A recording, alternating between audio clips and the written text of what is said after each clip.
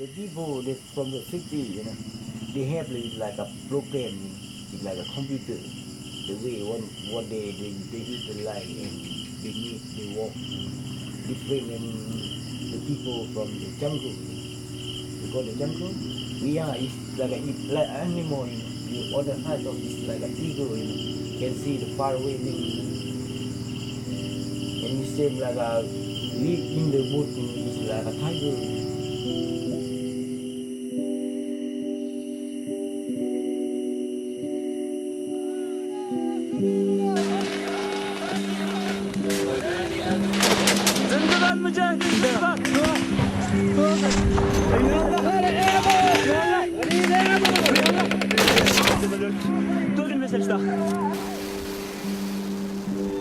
Yeah, the soldiers, when they come back, it's a never-ending fight.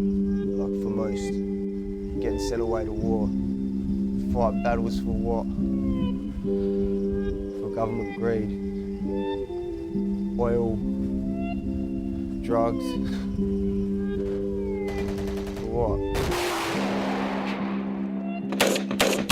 So we're getting people like into a new environment where they're feeling more comfortable because this is where we're from. We're part of nature. Do you know what I mean? So we need to get back to our cause and we bring the people back to nature to build the community. What set you off on this path in life? What brought you to this point? Taking the joy out of a little kid's eyes. Yeah. I was in the army and did some shit that I didn't. But that's another story, eh? That's it, brother. That's what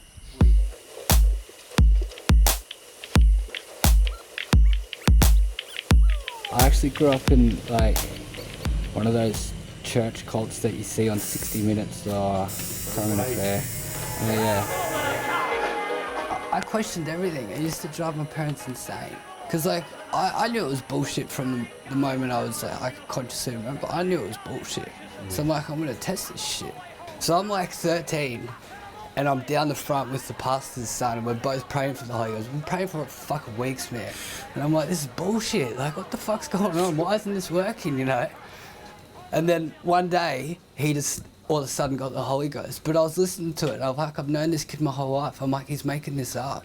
So I'm all right, if I can make this up and I can fool everyone, then I know this whole thing is bullshit. And I was 12 or 13 at the time, right? And so I just faked it, man. You just make noises, I shut up, I cut them, you just make noises like that, and that's getting the Holy Ghost. And I'm all right, done. I got this all already.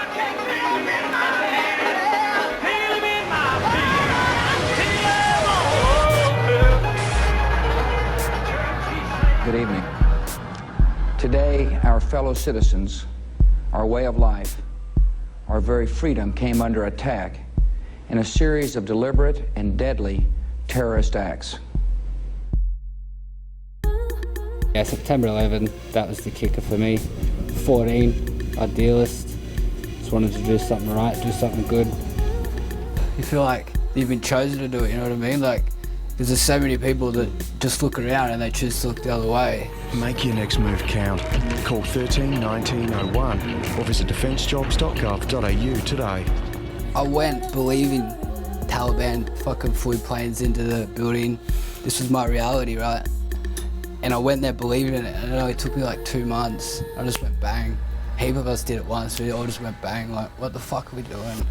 We are literally achieving nothing. We're just walking around waiting to step on IEDs. Yeah. Heads up where you're in from.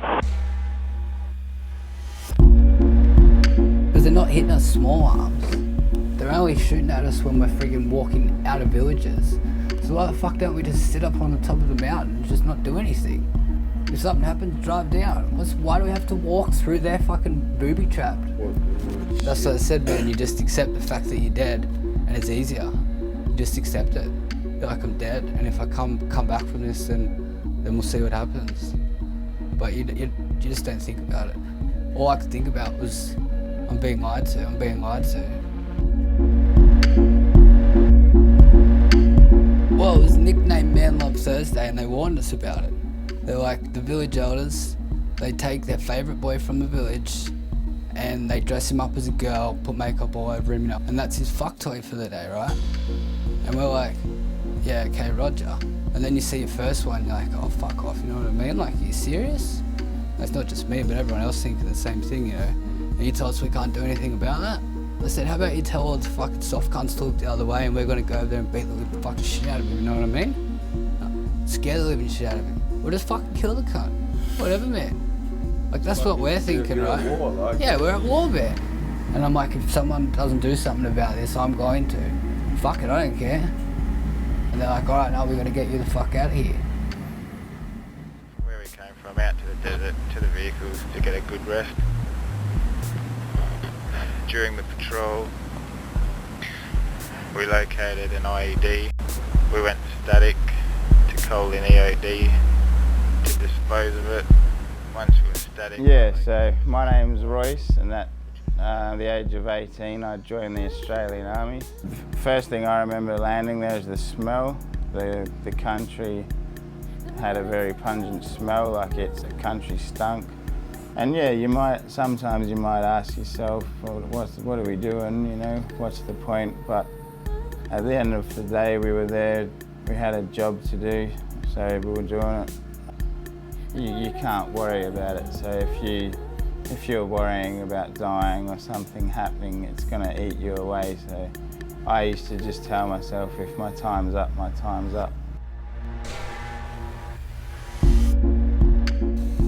I effectively got sent home on medical grounds. Came home, saw the army psych. He gave me a box of Valium and told me not to get arrested and not to drink on the Valium as well. How did you respond to that? Well, that spiraled out of control rather quickly, to be honest. And before I went to Afghanistan, I was 20. I'd never tried weed. Within a week of coming home, I had tried everything that you don't need a needle to inject. Well, I got back in November 2009, and then by like mid-2010 I was eating 40 Valium a day. I became a chronic alcoholic. Like, I got to the point where I was drinking 2 litres of rum a day, and it's paid a toll. Short-term memory there is none. That's just to get through, to get by. It's just to go out on the weekend, just try and forget about everything. This is how distorted my thinking was, right? I decided I needed to go to put myself into jail so I could quit drinking and get help. And I thought, well, they'll probably have programs and help in jail. So I used to go out to pubs and get into fights. Like sometimes I can't even eat. Like I was trying to eat the last bit of my eggs this morning and I was shaking so bad the whole way out. Because it got to the point where someone's like, have you ever thought about like injecting instead of snorting?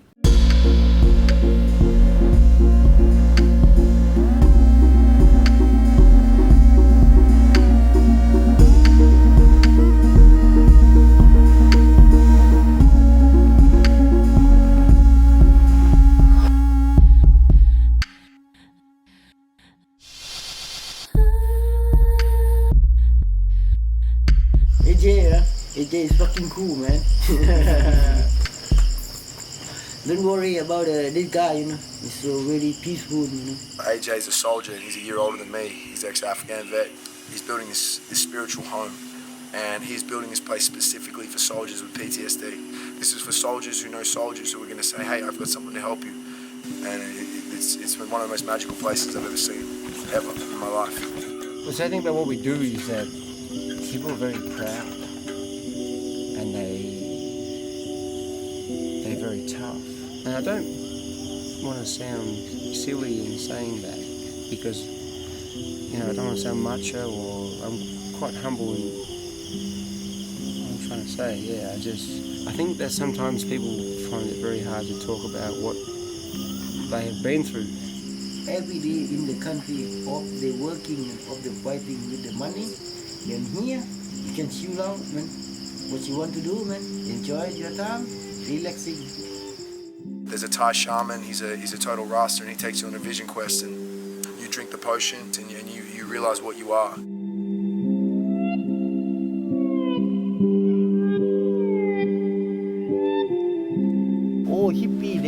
come put the camp on the beach, put the fire, took the mushroom, and then I say, what you doing? I say, this one, magic mushroom. And then after I learning by myself, for the mushroom, this type can eat, but nothing. This type eat dangerous until die.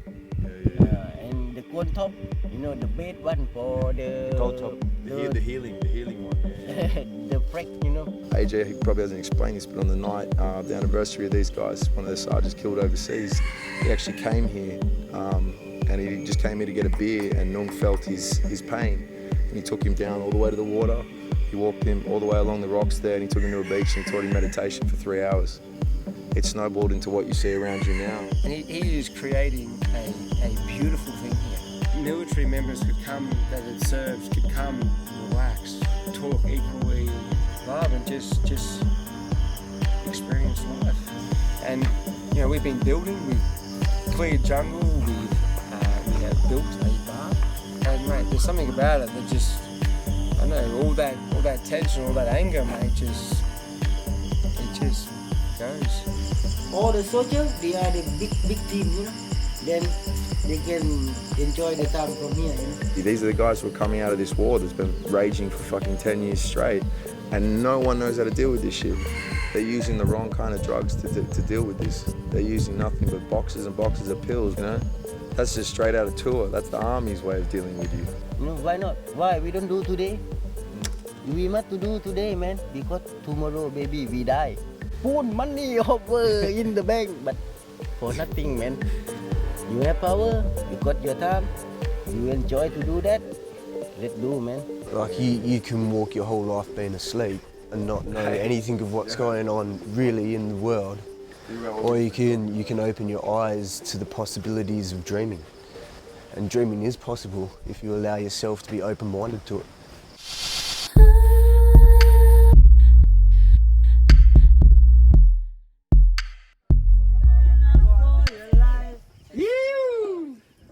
One love, baby, one love.